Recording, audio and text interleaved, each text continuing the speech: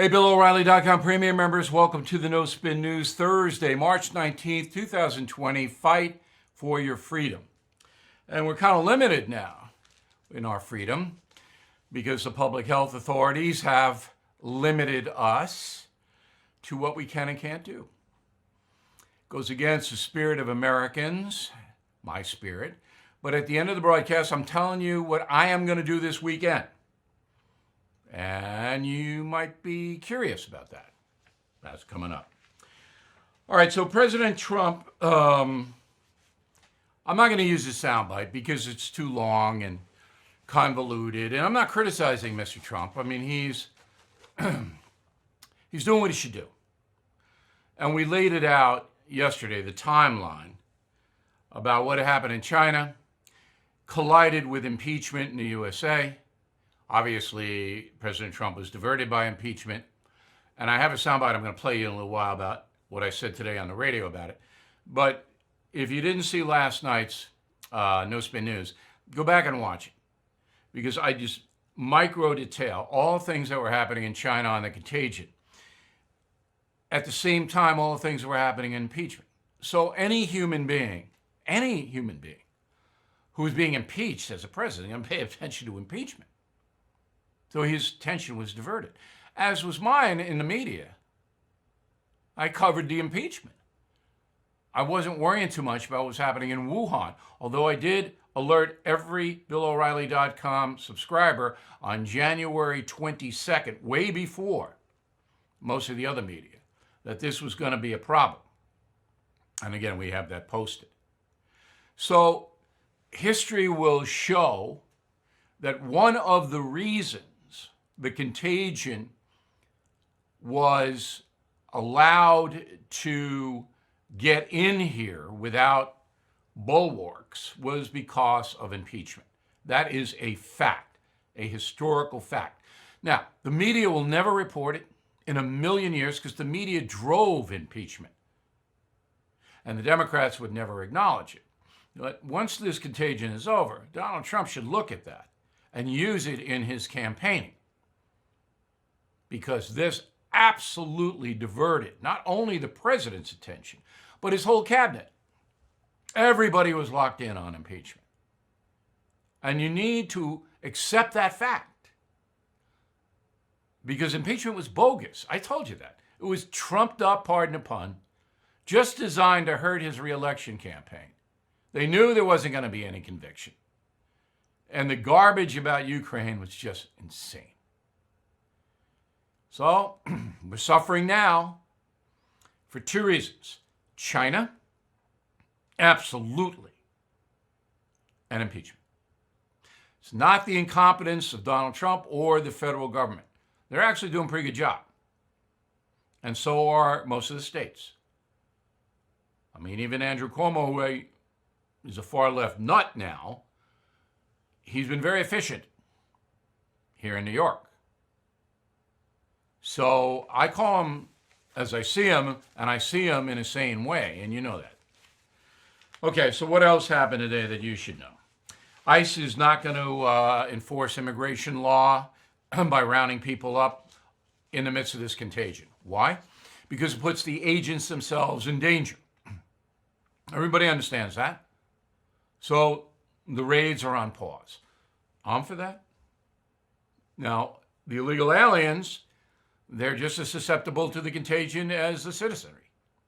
No, I hope if you're in this country illegally and you speak the language and you're trying to figure out what's happening, don't put yourself and others at risk, right? You can't go home. They don't want you now.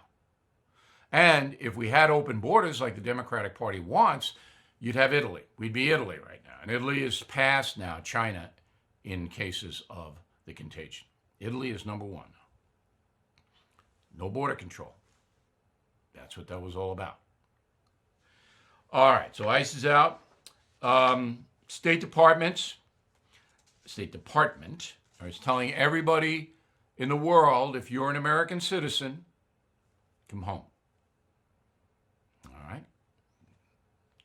right. Can't force them.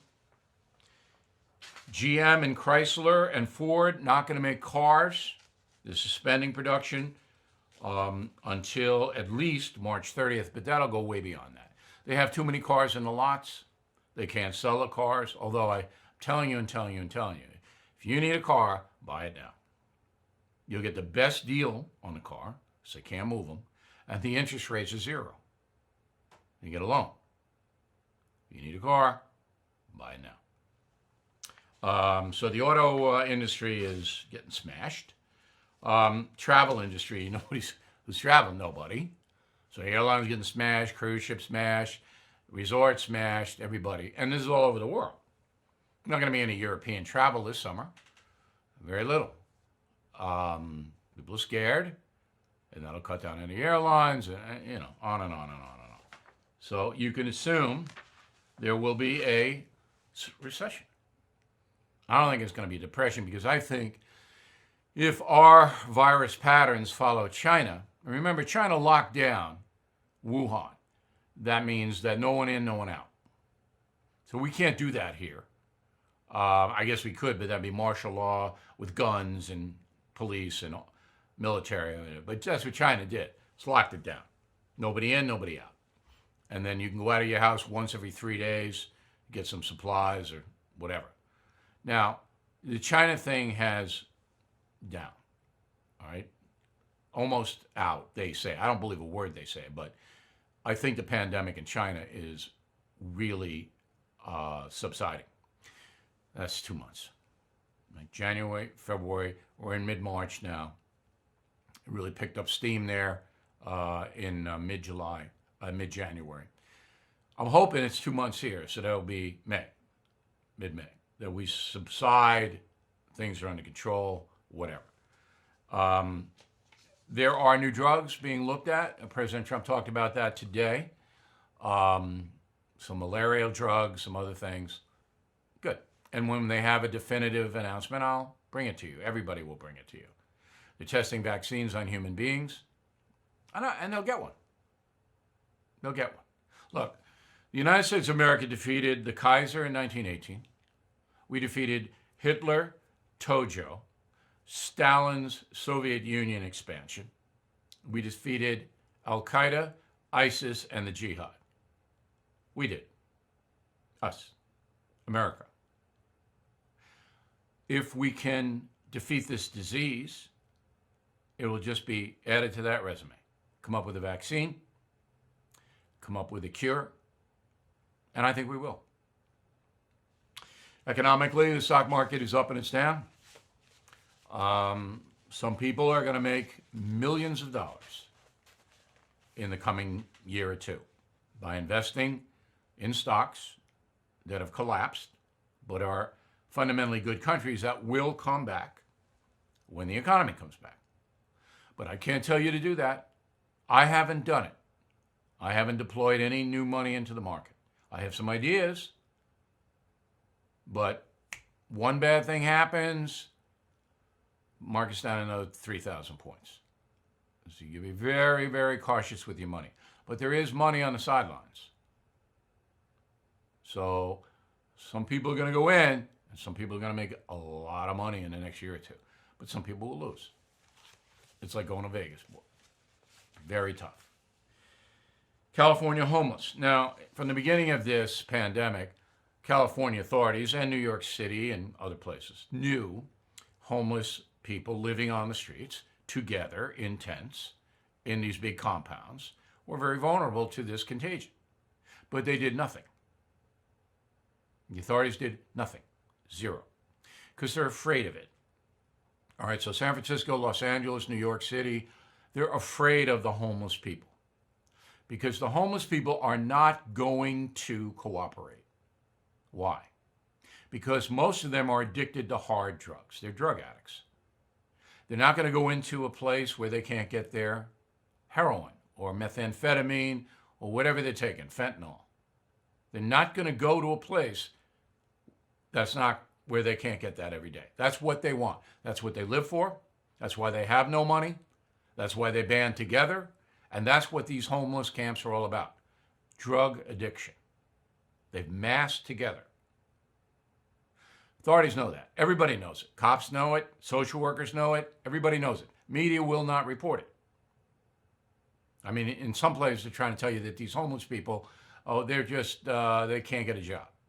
It's the biggest lie I have ever heard in my entire career in journalism. They are substance abusers. They are addicts.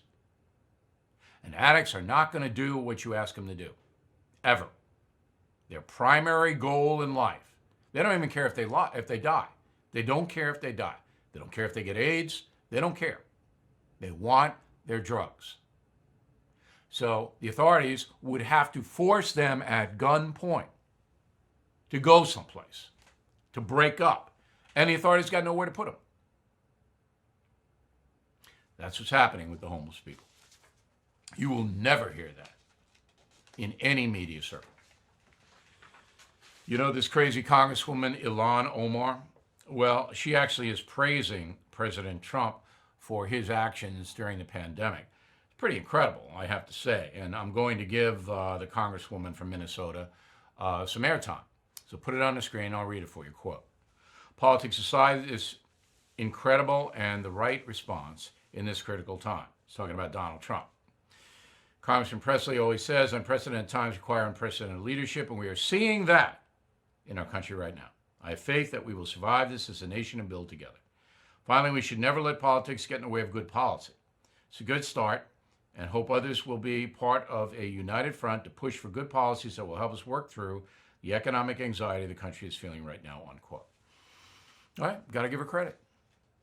You're not going to hear Bernie Sanders say that, or Joe Biden. I give her credit for saying that. Let's take you to Orange County, California. Very affluent area, south of Los Angeles. One of the few conservative areas in the Golden State. I love going to Orange County. I like Huntington Beach. I like Laguna Niguel. I like San Clemente. I like the coastline. I like the mountains. I like everything about it. I don't like the Los Angeles Angels that much, but I'll go watch them. So Orange County, they basically say, hey, you're under martial law if you live out there. We're going to tell you what you can do and what you haven't do. It's pretty spooky, all right? And the cops are going to back it up, unlike most other places. So all public and private gatherings in Orange County, California are banned. The only thing you can do is hang with your family. Anybody in a dwelling can go out for a walk together. But if you want to go for a walk with your neighbor across the street, you can't. That's against the law. That's too much. I'm sorry. It's too much. All right, so restaurants closed down. Only essential activities take place in Orange County. What are essential activities? Good question, Bill. Okay, here they are. Grocery stores are open. Police stations are open. Firehouses are open. TV, radio, and media service repairmen can work. Isn't that interesting? So if your TV breaks down, your cable goes out, you can call and somebody will come. That's allowed in Orange County. Plumbers, laundromats, and food services, carry out food services. So In-N-Out Burger, I guess you can do that. Okay, that's it. That's all. And again, at the end of this broadcast, I'm going to tell you what I'm going to do here in Long Island this weekend. But if I was in Orange County, I would not be happy. If I want to hang with a friend of mine, I should not be denied doing that. We're not at that point yet. Okay? Let's go to San Miguel County, Colorado. Now, as some of you know, I used to work in Denver. I know Colorado as well as anybody knows Colorado. San Miguel County is Telluride. It is a mountain county. One of the most beautiful counties in the world, not just in the United States. Is stunning. So, very few people live in San Miguel County. Telluride's a little town. It's a great town and a good ski place. So, they have prohibited, not quite as bad as Orange County, but there's a new wrinkle. The county says you have to be tested for the virus. Everybody. But there's no sanction if you disobey that order. So you don't get arrested or fined. But they want everybody tested. I'm not quite sure why, but everybody's supposed to be tested. All right? You cannot visit anybody in San Miguel County.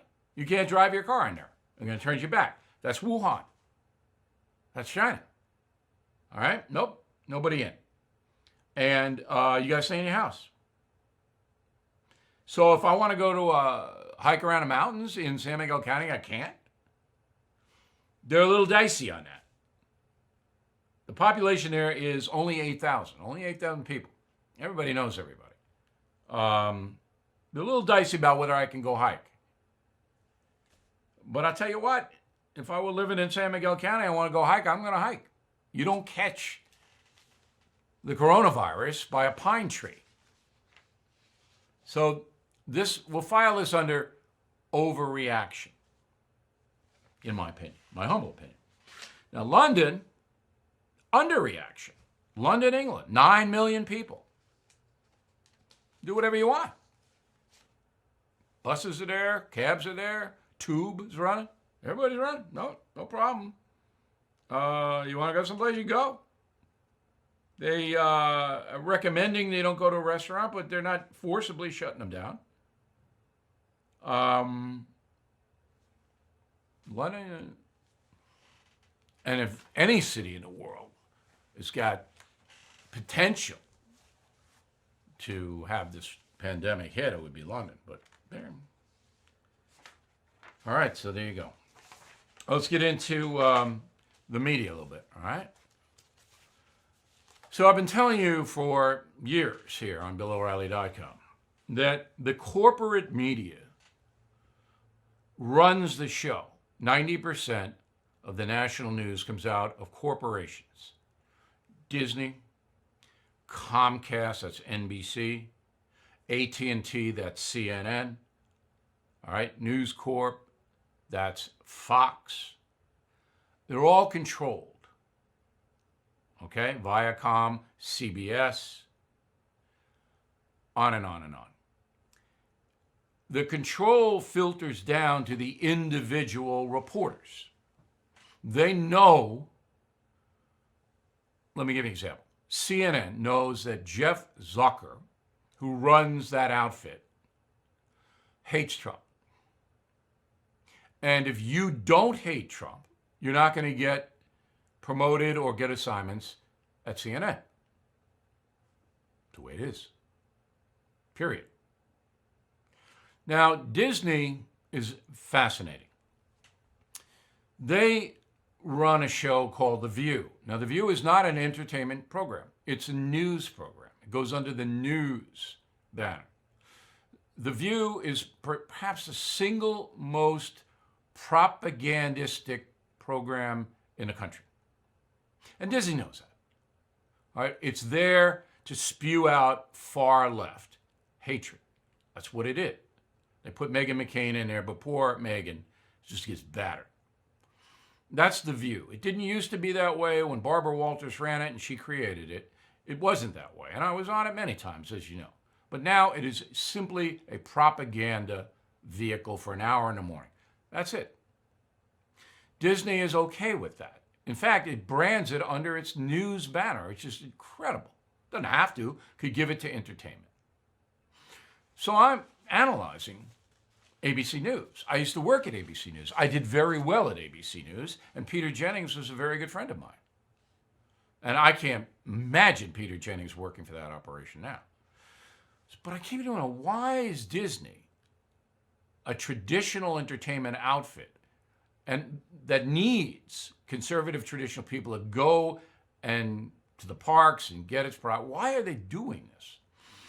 So I made calls, and I do what I always do. I investigate it. And Disney is dependent for its entertainment apparatus on Hollywood, 100%. It needs the Hollywood product. It needs the animation. It needs the performers. It needs the writers. It needs the distribution. It needs all of that. Disney has to have it.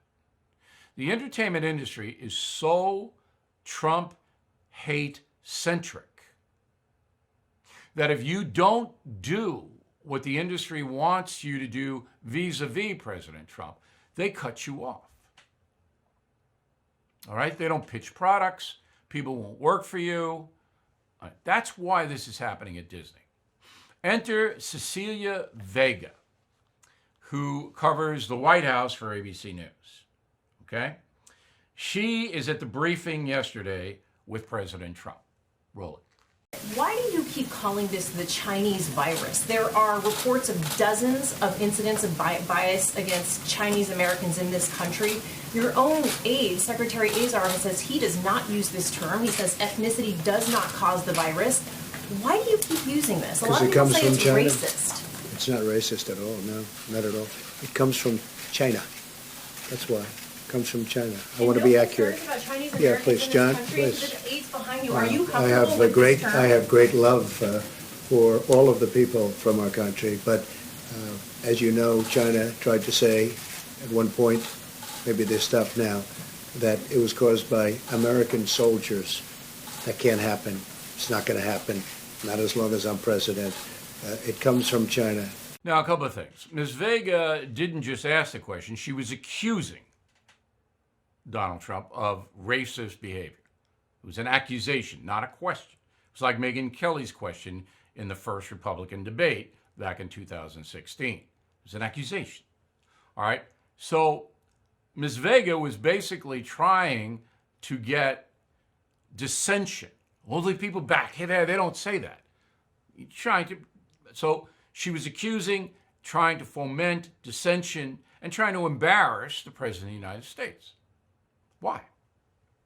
Why would you do that if you were a reporter? Now, the question is legitimate, and in fact, I actually agree that President Trump should not call it the China virus or the Chinese virus. He should say it's the virus from China, because that's more precise.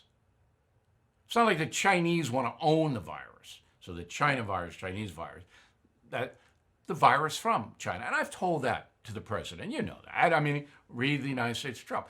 I said, your precision of language is very important when you're president. Virus from China.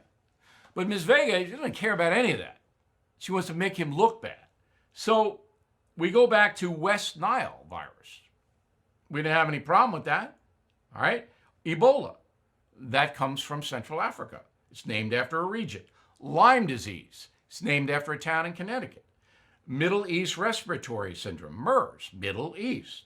Spanish flu. So, so Trump's not being racist. In fact, he's trying to give China a little of this, no doubt about it. He is trying to give China a little of that. He was teed off about the soldier comment. But going back to Cecilia Vega, she wanted to make him look bad. She wanted to cause destruction. Does that help ABC News viewers? Does it? In this time? And I can guarantee you she went back to her newsroom in Washington, D.C., and they probably applauded her. She'll get a raise. Okay. What else do we have on the rundown here? Spring break. So I was a dopey kid.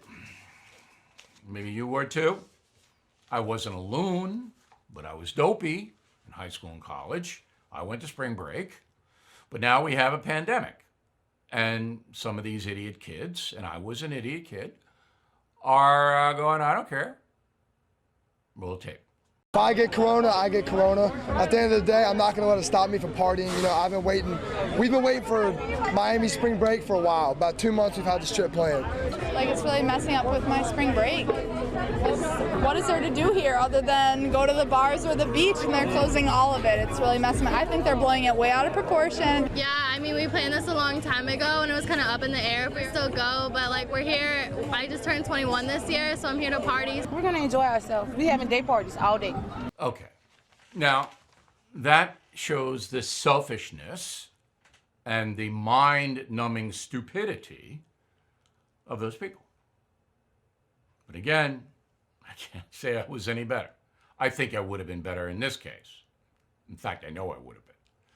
Now, those kids, they look at life through their eyes. So they get the virus, they get the virus. But you can infect 30 other people before you even know you have it. You moron. Oh. But I don't even think they care. I want to party. I want to party. I. Younger people, they've always been that way, but I think they're worse now than ever. Now, the governor of Florida, DeSantis, made a huge mistake in not saying, no, we're not going to have this beach party this year. He didn't say it. So they flooded down to Clearwater and the Panhandle, not so much into Palm Beach and Lauderdale. Local authorities there broke it up fast. But DeSantis made a huge mistake. He has now been embarrassed, so now he's closed all the beaches, the governor of Florida. Okay, Bernie and Sid. Now, this is important. If you missed the timeline on the impeachment versus the contagion, I'm going to play you a 1.5-minute soundbite now of my appearance on WABC radio this morning. Go. So the first time that any American knew there was a problem with the virus was on New Year's Eve, December 31st, when the World Health Organization issued a statement saying there was a mysterious pneumonia in China. So, okay, everybody heard it, but nobody really incorporated it, including the president. Then on January 11th, somebody died in China. But it wasn't really reported as some kind of pandemic or anything like that. It was just somebody died from the flu. So then we chug on. On January 21st, the first confirmed case of the virus was reported in America. On January 23rd, what happened the next day? House impeachment managers laid out opening arguments. Everybody's attention went to impeachment, including President Trump. Nobody paid attention to the first confirmed case in the USA because of impeachment. On January 23rd, the same day the House impeachment started, China locked down. So then impeachment chugs along for 2 more weeks. Everybody ignores the China lockdown and the global health emergency, which was declared on January 30th. But in the middle of impeachment, on January 31st, in the middle of all of this, Donald Trump said no more flights from China. And again, history will show that the impeachment, the bogus, politically driven, 3-week ordeal distracted from paying attention to the coronavirus. Okay, I got some good mail, and I got what I'm going to do this weekend. Roll the tape on this. We'll be right back. So everybody's been hearing about gold all this week because prices are climbing. And that's not surprising. Experts say a recession could happen, and soon. But I want you to pay close attention to what's happening with the banks.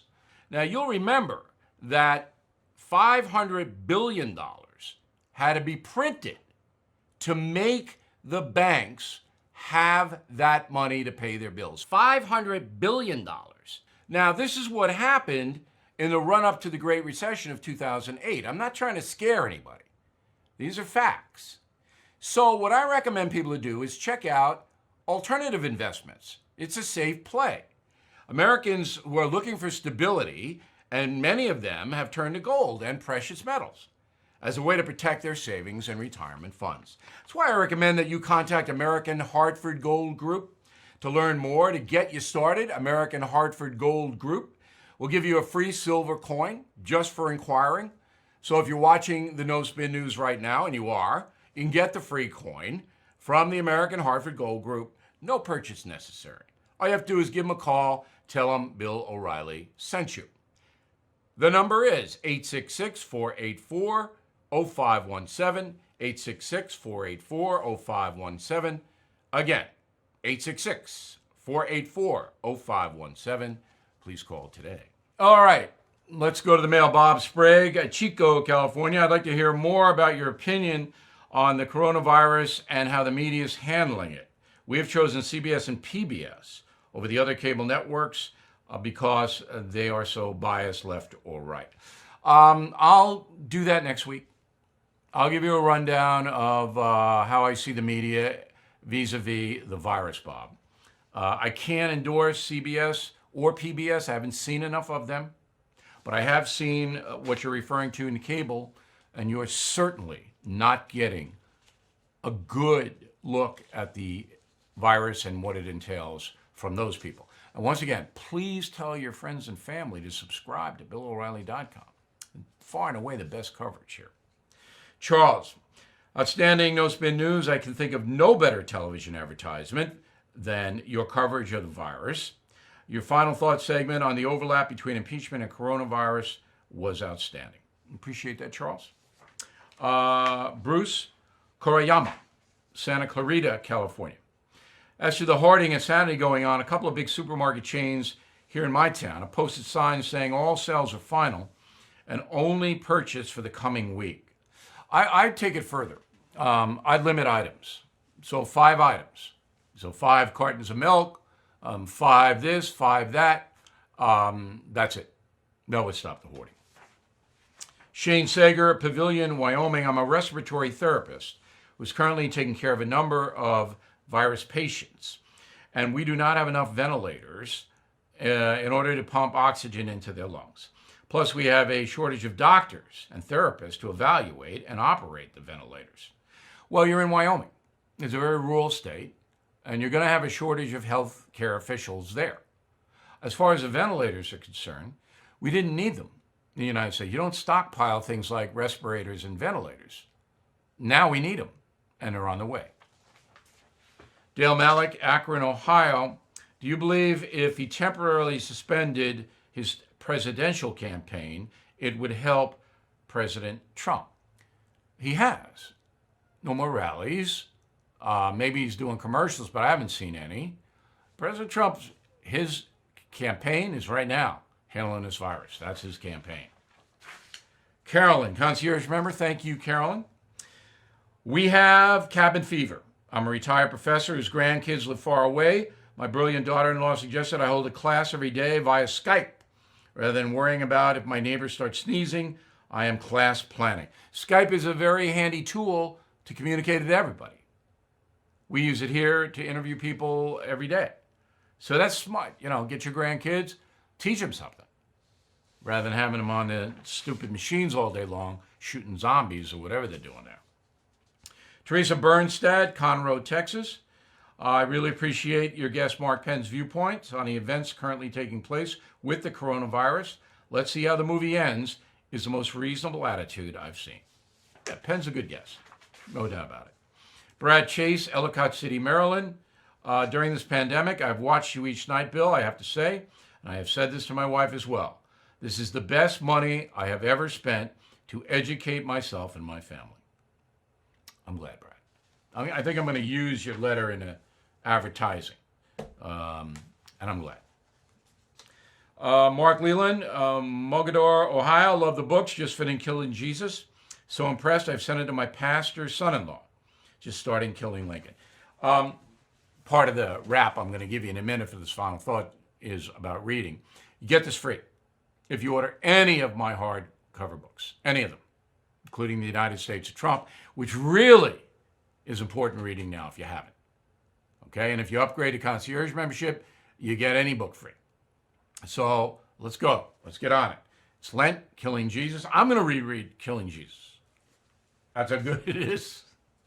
And thank you, Mark. I appreciate it. All right. So to make your life easier, we are shipping very quick. So you buy our books, whatever you buy, we're going to get it to you. And when writing to us, please do not be Peck Sniffian. One of the first words I ever used on the O'Reilly Factor in the word of the day, Peck Sniffian. P-E-C-K-S-N-I-F-F-I-A-N, Peck Sniffian. Do not be Peck Sniffian. One more note, Killing Crazy Horse, my new 9th Killing book, will be delayed until September 15th because we can't get the books to the stores in May. So you can pre-order it. You'll get it first. It's in September now. And my tour, Who Wants to Be President, will be in September as well. All you guys holding tickets in Fort Wayne, Indiana, October, we have it for you. Honor the tickets. Going to be a great show. All right, another quick break, and I'll tell you what I'm going to do this weekend. As you might know, America's political and economic climate is fragile. On top of that, we have the coronavirus to deal with now. So I want to tell you about a product that can help you prepare. It's a Harvest Right home freeze dryer. Harvest Right makes it easy to preserve food that you can use anytime. with Harvest Right simple-to-use appliance. It's an appliance. Freeze dry nearly any food you can buy. Any food, including my favorites, raspberries and ice cream. The future is a bit uncertain, but Harvest Right gives you peace of mind in these troubling times. Harvest Right is changing the world of food preservation. It's easy. You can't afford to miss it. To learn more, please go to harvestright.com, harvestright.com. All right, final thought. So all of us are limited in our entertainment, and people are going crazy because they can't watch any games. They can't get out, Little League. I mean, it's on and on. What a mess. What a mess. So here's what I'm going to do. I'm going to read, I'm rereading a bunch of stuff, including the Andromeda Strain, the novel, because it ties right into the pandemic here. I'm going to read. Then I'm going to do a lot of walking. I'll walk on a beach. Did that last weekend. Beautiful. I'll walk around. I'm going to do some exercise. I got a big exercise bar. I can take on my little strolls, stretching out. You know, I'm going to take it easy. I usually try to get through the exercise quick. Now I'm not. Because I don't have anything else to do.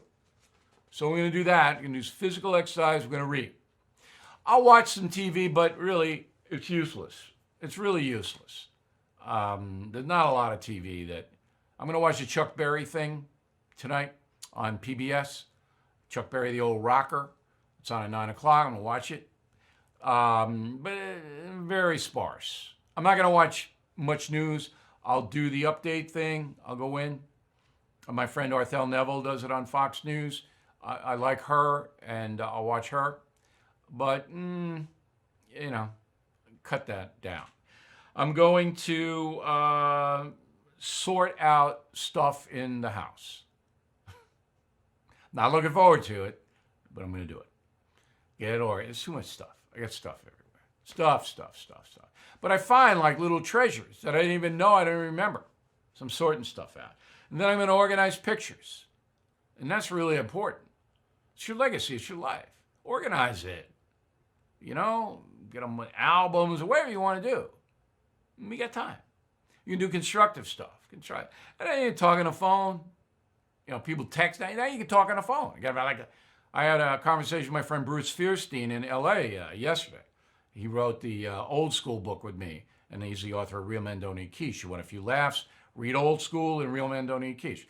And I'm telling Fierstein, I went to Boston U with him. You know, he's telling me what's going on in L.A. I'm telling him what's going on in New York. These are good conversations. On the phone, actual words are going back and forth. You know? You got time to do that now. And if you check in with people. So go down your list of acquaintances and say, hey, how you doing? Feeling all right? You need anything? I mean, that's important. And then if somebody in your circle does need something, go get it for them. If there's some elderly person that needs something, go get it. And don't charge them, just buy it. So anyway, that's what I'm doing. I'm a boring guy anyway, but and then I'm going to write down every day what my schedule is. That's important. Write it down. I'm going to do this at this time, and then the day will go faster. And then you know what you're doing. Okay? They shut down a church, and I got to repent every Sunday. If I fall behind, it's over. But you can't even go to Mass. They go watch the Mass on television. It's boring enough in person. I told the priest, now you're making me watch it on television? Okay. I want you to have a good weekend. Check in with us, please. We'll have everything for you, and we'll see you on Monday.